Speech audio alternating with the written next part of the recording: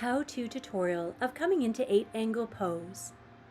First, begin by developing core strength as well as arm strength through your dolphin plank as well as through your vinyasa flow, in particular focusing on your chaturanga.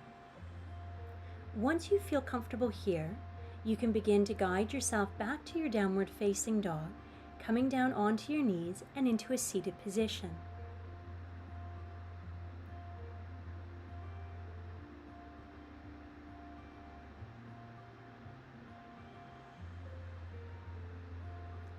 Now take your left hand to your right foot and consider drawing your foot into the inner crease of your left elbow while wrapping your right elbow around your right knee, rocking from side to side. Now begin to draw your right arm underneath your leg, bringing your right knee over your shoulder. You're going to bring your right hand down, hook your feet, press down on your palms, and draw up. Now as you're lifting up, keep pushing out through your heels.